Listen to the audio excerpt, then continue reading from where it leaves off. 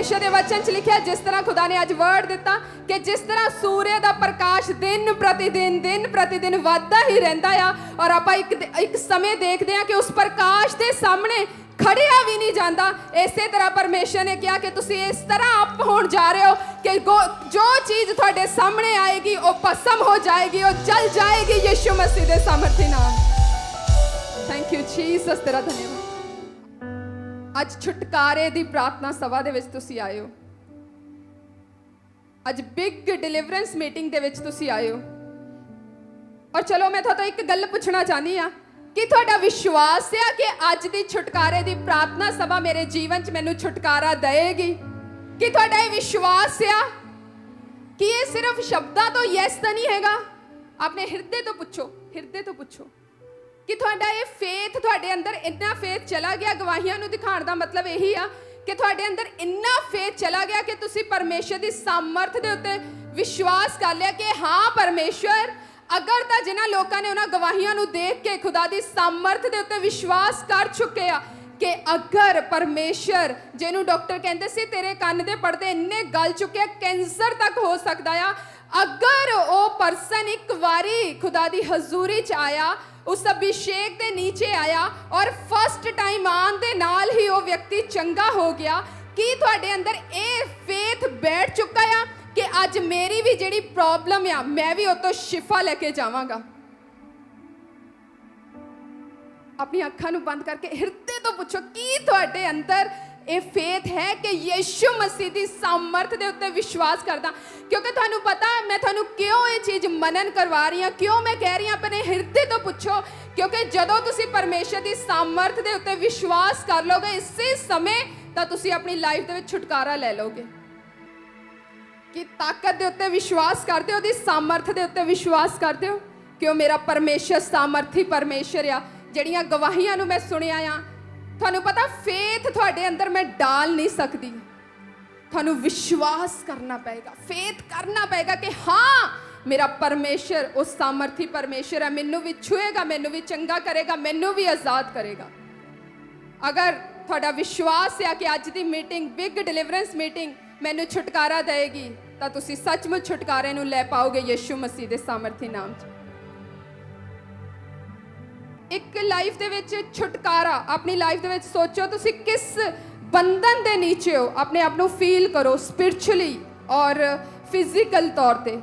तुहानू पता लाइफ दे विच हो कई वेले वो परसन भुल ही जाता है अपनी, कई वेले वो परसन अपनी बीमारी नू लैके अपनी आत्मिक लाइफ नू अपनी प्रार्थना लाइफ नू इस तरह लैके वो भुल ही जाता है कि उन्होंने पता ही नहीं लगता ये चीज़ मेरी लाइफ दे विच बंधन बन चुकी है। अज सोचो केड़ी चीज़ थोड़ी लाइफ दे विच बंधन बन चुकी है, थोड़ा मनन करो।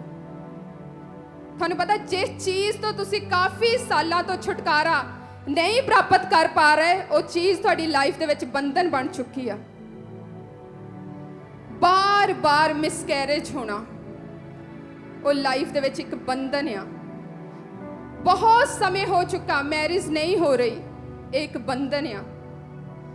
थोड़ी प्रार्थना लाइफ सेम ही आ, एक बंधन आ। तुसी पाप तो आज़ाद नहीं हो पा रहे, एक लाइफ दे विच एक बंधन आ। एक परसन आ वो नशा करता आ, पहला वो आज़ाद हुंदा आ, बाद विच फिर उस चीज़ दे विच वो फस जांदा, वो एक बंधन आ। तुसी बार बार इक्को ही झूठ दे विच फसे जांदे हो, एक बंधन आ। बार बार इक्को चीज़ दे विच तुसी फस जांदे हो, एक बंधन आ।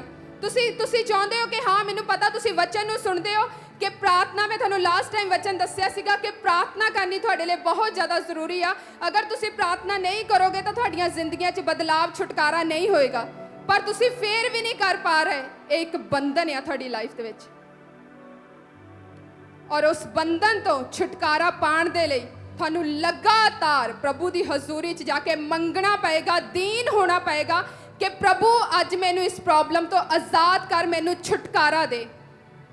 मैं थानू उस चीज़ के लिए तैयार करना आई हाँ कि जदों परमेश्वर के दास तुहाडे लिए शब्द बोलन और तुहाडे अंदर वो फेथ होवे और तुसी उस फेथ दे नाल अपनी लाइफ दे विच टेस्टिमनी नू रिसीव कर लो, तुसी अपनी लाइफ दे विच उन्हां बंधनां तो तुसी आज़ाद हो जाओ। की करना पएगा? मंगना पएगा अपने आप नूं। परमेश्वर के अगे दीन होना पएगा, परमेश्वर के अगे नम्र होना पएगा।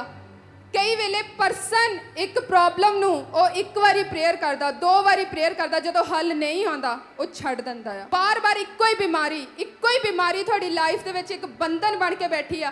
तुसीं एक बारी प्रेयर कीती, तुसीं दो बारी प्रेयर कीती, बाद विच तुसीं छड्ड दित्ता। तुसीं अपने किसी टॉपिक दे लई प्रेयर कीती, एक बारी कीती, दो बारी कीती, ओनू छड्डो ना, ਉਹਦੇ ਲਈ ਮੰਗੋ, ਕਦੇ ਉਹਨੂੰ ਛੱਡਿਓ ਨਾ, ਕਿਉਂਕਿ ਤੁਹਾਨੂੰ ਨਹੀਂ ਪਤਾ ਤੁਸੀਂ ਕਿਹੜੇ ਸਮੇਂ ਆਪਣੀ ਲਾਈਫ ਦੇ ਵਿੱਚ ਛੁਟਕਾਰੇ ਨੂੰ ਲੈ ਲਓਗੇ।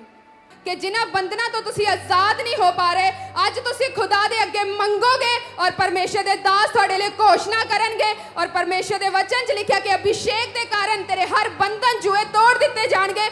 ਜਦੋਂ ਅਭਿਸ਼ੇਕ ਇੱਥੇ ਮੌਜੂਦ ਹੋਏਗਾ ਔਰ ਤੁਸੀਂ ਪਰਮੇਸ਼ਰ ਦੀ सामर्थ के उत्ते विश्वास कर लोगे और तुसी मंगोगे तो ईजीली परमेश्वर के दास कमांड करनगे और तुसी छुटकारे नू ले लोगे यीशु मसीह के सामर्थी नाम च। तुसी ईजीली रिसीव कर पाओगे यीशु मसीह के सामर्थी नाम च। अभिषेक सामर्थ इत्थे मौजूद आ। तुहानू पता इस चीज़ नू नॉर्मल ना समझो। जदों खुदा दे दास तुहाडे लई वचन लैके आंदे आ, जदों वो पुलपट ते आ जांदे, जदों तुसी उन्हां नू देख ही लैंदे हो, उन्हूं नॉर्मल ना समझो। ਉਹਲੇ ਰਿਸੀਵ ਕਰ ਲਓ ਆਪਣੇ ਆਪ ਦੇ ਲਈ। ਸੋਚੋ ਤੁਸੀਂ ਕਿਸ ਤਰ੍ਹਾਂ ਦਾ ਲੈਂਦੇ ਹੋ, ਕਿ ਉਸ ਚੀਜ਼ ਨੂੰ ਨਾਰਮਲ ਲੈਂਦੇ ਹੋ, ਹਰ ਵੀਕ ਦੀ ਤਰ੍ਹਾਂ ਉਸ ਨੂੰ ਲੈਂਦੇ ਹੋ। ਤੁਹਾਨੂੰ ਪਤਾ ਤੁਸੀਂ ਦੇਖਦੇ ਦੇਖਦੇ ਹੀ ਅਭਿਸ਼ੇਕ ਨੂੰ ਰਿਸੀਵ ਕਰ ਸਕਦੇ ਹੋ।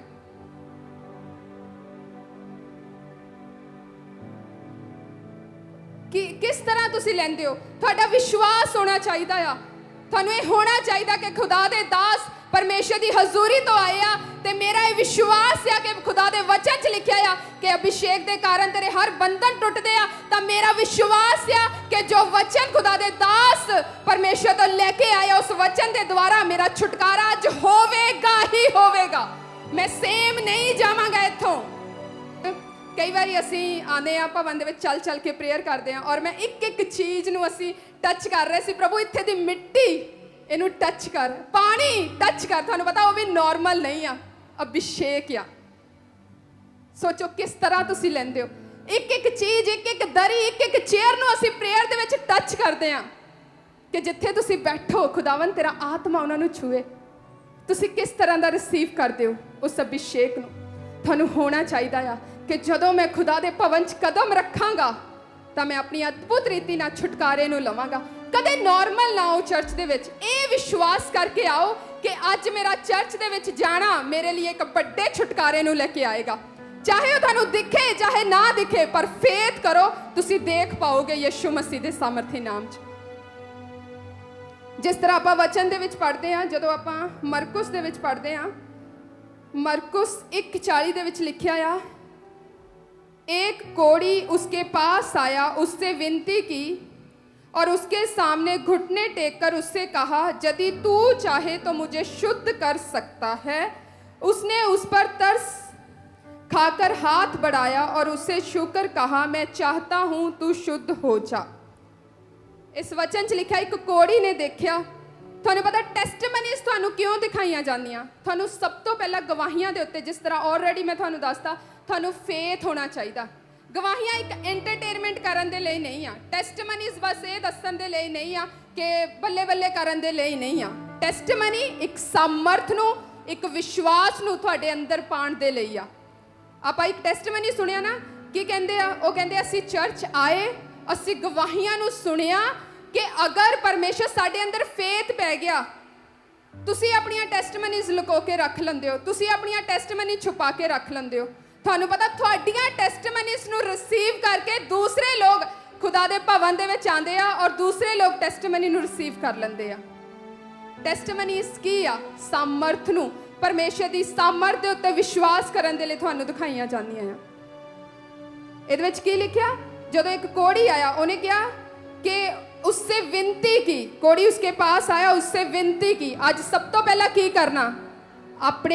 अपने प्रभु दे अगे सब तो पहला ये विश्वास करना कि खुदा दी जीवित हजूरी इत्थे मौजूद आ, और सामर्थ इत्थे मौजूद आ जिहड़ी मैनूं छूएगी, और घुटने टेकने आ और नम्र होना आ और परमेश्वर के अगे विनती करनी आ और कहना प्रभु मैनू इस हिस्से दे विच छू प्रभु, क्योंकि मेरा विश्वास है, मैं गवाहियां नू सुनिया, मैं टेस्टमनीज़ नू सुनिया परमेश्वर, मैं तेरी सामर्थ दे उत्ते विश्वास करदा प्रभु कि हाँ तू मैनू चंगा कर सकदा आ। तो यीशु मसीह ने उन्होंने किया, तरस खाकर उसके और हाथ बढ़ाया और उसे छूकर कहा मैं चाहता हूं तू शुद्ध हो जा। जदों परमेश्वर थानू नम्र हुंदे होए, दीन हुंदे होए देखेगा और अपने मुंह तो प्रार्थना करते हुए देखेगा, आज ही तुसी अपनी लाइफ दे विच छुटकारे नू ले लोगे यीशु मसीह दे सामर्थी नाम च। प्रार्थना करनी है, नम्र होना, दीन होना, जेड़ी चीज है सोच लो अपने माइंड दे विच किस बंधन दे नीचे हो, किस प्रॉब्लम दे विच फसे होए हो, थोड़ा मनन करो, थोड़े लिए ईजी हो जाएगा।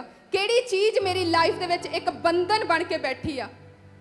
जदों तुसी मनन करोगे थोड़े अंदर तो पवित्र आत्मा थानू ये याद कराएगा। हो सकदा तुसी उन्हां चीज़ां नू भुल ही चुके होवोगे, भुल के ही आराम नाल तुसी लाइफ दे विच चलदे होंगे, पर नहीं, उस चीज़ नू याद करके उन्होंने प्रेयर दे अगे रखना आ, परमेश्वर दे अगे रखना आ और विनती करनी है कि प्रभु अज मैनू छू के मैनू चंगा कर, मैनू आजाद कर।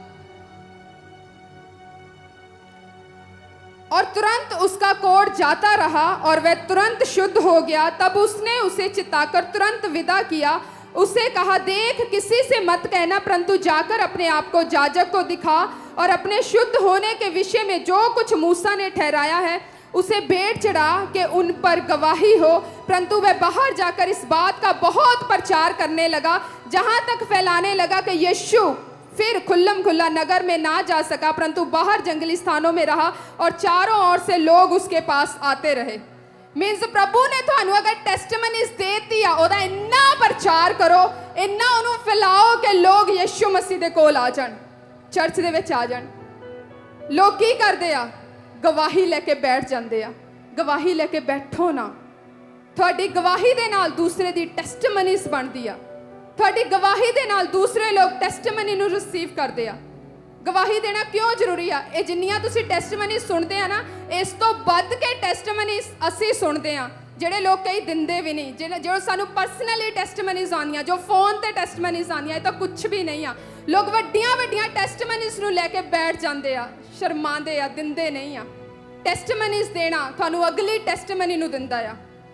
उस कोड़ी की तरह ना बनो जिहदी स्टोरी आप पढ़ते हैं, जो लूका 17:11 पढ़ते हैं। ऐसा हुआ कि वह यरूशलेम जाते हुए सामरियों गलील के बीच से होकर जा रहा था। किसी गांव में प्रवेश करते समय उसे 10 कोढ़ी मिले। उन्होंने दूर खड़े होकर ऊंचे शब्द से कहा, हे यीशु, हे स्वामी, हम पर दया कर। अज की करना आ, आप देखते हैं ना कोड़ियां नू अलग किया हुंदा आ। अज आवाज नू अपनी नू खोलना आ। यीशु मसीह दूर से फील करो उस चीज़ नू कि वो 10 कोड़ी किन्ने दूर खड़े होए सीगे और यीशु मसीह खड़े से, कहते हे यीशु नासरी, साडे उत्ते दया कर। इत्थे लोकां दे मूहे नहीं खोलते कि प्रभु अज साडे उत्ते दया कर। इत्थे लोकां नू आमीन तक नहीं कह हुंदा कि जदों परमेश्वर दे दास कहंदे तुसी चंगे हो चुके आ, आमीन तक नहीं बोलिया जाता। और सोचो वो कोड़ी कहंदे यीशु नासरी दूर तो ही, तो यीशु मसीह ने अग्यों की किया, हे स्वामी, हे यीशु, हे स्वामी, हम पर दया कर। उसने उन्हें देखकर कहा, जाओ अपने आप को याजक को दिखाओ, और जाते जाते ही वे शुद्ध हो गए। अज जदों परमेश्वर दे दास आणगे ना, वो थानू कहणगे तुसी चंगे हो चुके हो, तुसी इस बीमारी तो शिफा पा लई आ। कुछ माइंड दे विच नहीं सोचना, ये थानू पता मिरेकल रहण दा सीक्रेट आ। कुछ ना सोचो, चाहे थानू महसूस हो रहा चाहे नहीं महसूस हो रहा, पर वो लिए काम करना शुरू कर दो। अगर वो कह रहे हैं अपने आप को उठ के बैठ के चेक करो, अपने आप को चेक करना शुरू कर दो। कुछ ना सोचो, क्योंकि थोड़ी सोच दे विच ते परमेश्वर की सोच दे विच बहुत अंतर आ। सिर्फ और सिर्फ विश्वास करना परमेश्वर के दास के शब्दों के उत्ते, और अज ये फेथ करना कि जो परमेश्वर के दास अज बोलणगे अज मेरी लाइफ दे विच होवेगा। और जदों चंगे हो जाओगे तुरंत आके टेस्टमनीज नू देना आ, तुरंत गवाहियां नू देना आ। थानू पता गवाही देना थोड़ी लाइफ दे विच अगली गवाही नू लेके आंदा आ। गवाही देना, सभा दे विच अपनी टेस्टमनी दा प्रचार करना, दूत थोड़ी सुरक्षा दे लिए खड़े हो जाते आ, दूत थोड़ी अगवाई करते हैं जदों तुसी टेस्टमनीज नू दिंदे हो। इसलिए अगर तुसी भी टेस्टमनीज नू सुनदे हो ना, नॉर्मल ना ताड़ियां मारिया करो, ਅਸੀਂ ਤਾਂ ਨੱਚ ਕੇ ਪ੍ਰਭੂ ਦੀ ਧੰਨਵਾਦ ਕਰਦੇ ਜਦੋਂ ਸਕਰੀਨ ਦੇ ਉੱਤੇ ਟੈਸਟਮਨੀਜ਼ ਨੂੰ ਦੇਖਦੇ ਆ। ਅੱਜ ਤੋਂ ਬਾਅਦ ਮੇਰੀ ਔਰ ਚਰਚ ਦੀ ਕਲੇਸੀਆ ਇਹ ਤਾਂ ਨਾਰਮਲ ਤਾੜੀਆਂ ਵਜਾ ਕੇ ਟੈਸਟਮਨੀ ਨੂੰ ਸੈਲੀਬ੍ਰੇਟ ਨਹੀਂ ਕਰੇਗੀ। ਕਿਸ ਤਰ੍ਹਾਂ ਕਰੇਗੀ? ਨੱਚ ਕੇ ਧੰਨਵਾਦ ਕਰੇਗੀ ਪ੍ਰਭੂ ਦਾ। ਇਸ ਲਈ ਨਾਰਮਲ ਮੂੰਹ ਬਣਾ ਕੇ ਨਹੀਂ ਖੜਨਾ, ਬਸ ਨੋ ਫੀਲ ਕਰਨਾ। ਤੁਹਾਨੂੰ ਪਤਾ ਇਹੀ ਖੁਦਾ ਦੀ ਸਾਮਰਥ ਦੇ ਉੱਤੇ ਵਿਸ਼ਵਾਸ, ਨੱਚਦੇ ਹੋਏ ਝੂਮਦੇ ਹੋਏ ਅਸੀਂ ਤਾਂ ਉੱਛਲ ਕੇ ਪ੍ਰਭੂ ਦਾ ਧੰਨਵਾਦ ਕਰਦੇ ਆ। ਇਸ ਤਰ੍ਹਾਂ ਇਹ ਤੁਹਾਨੂੰ ਤੁਹਾਡੀ ਟੈਸਟਮਨੀ ਦੇ ਦਿੰਦਾ ਆ। ਮੈਂ ਤੁਹਾਨੂੰ ਕਿਹਾ ਨਾ, ਇਹ ਗਵਾਹੀ ਦੇਣਾ ਇਹਨਾਂ ਦੇ ਲਾਈਫ 'ਚ ਸੈਕਿੰਡ ਟੈਸਟਮਨੀ ਨੂੰ ਦਿੰਦਾ ਆ। ਤੁਹਾਡੀ ਲਾਈਫ ਦੇ ਵਿੱਚ ਗਵਾਹੀ ਲਈ ਤਾਰੀਫ ਕਰਨਾ ਤੁਹਾਨੂੰ ਉਸੇ ਸਮੇਂ ਗਵਾਹੀ ਦੇ ਦਿੰਦਾ ਆ। ਇਸ ਲਈ ਅੱਜ ਤੋਂ ਬਾਅਦ ਨਾਰਮਲ ਟੈਸਟਮਨੀਜ਼ ਨੂੰ ਸੈਲੀਬ੍ਰੇਟ ਨਹੀਂ ਕਰਨਾ। ਤਾਂ ਯਾਰੋ ਅੱਜ ਅਗਰ ਤੁਸੀਂ ਵਿਸ਼ਵਾਸ ਕਰੋਗੇ ਤਾਂ ਤੁਹਾਨੂੰ ਮੈਂ ਦੱਸਣਾ ਚਾਹੁੰਦੀ ਆ ਕਿ ਸੱਚਮੁੱਚ ਅੱਜ ਦਾ ਅਭਿਸ਼ੇਕ ਤੁਹਾਨੂੰ ਸੇਮ ਨਹੀਂ ਰਹਿਣ ਦੇਗਾ। ਜਿੰਨੇ ਤੁਸੀਂ ਖੁਦਾ ਦੇ ਦਾਸ ਇੱਥੇ ਆਏ ਹੋ ਨਾ, ਅਗਰ ਤੁਸੀਂ ਵਿਸ਼ਵਾਸ ਕਰੋਗੇ ਕਿ ਖੁਦਾ ਦੇ ਦਾਸ ਨੂੰ ਜਦੋਂ ਇੱਥੇ ਆਣਗੇ ਹੀ ਉਹਨਾਂ ਦਾ ਇੱਕ ਸ਼ਬਦ ਮੇਰੀ ਲਾਈਫ 'ਚ ਚੇਂਜ ਲੈ ਕੇ ਆਏਗਾ, ਤਾਂ ਤੁਸੀਂ ਸੱਚਮੁੱਚ ਨਾਰਮਲ ਨਹੀਂ ਜਾਓਗੇ। ਅੱਜ ਦਾ ਅਭਿਸ਼ੇਕ ਤੁਹਾਡੀ ਲਾਈਫ ਦੇ ਵਿੱਚ ਅਦਭੁਤ ਕੰਮਾਂ ਨੂੰ ਕਰਨ ਜਾ ਰਿਹਾ ਯਿਸੂ ਮਸੀਹ ਦੇ ਸਮਰਥੀ ਨਾਮ 'ਚ।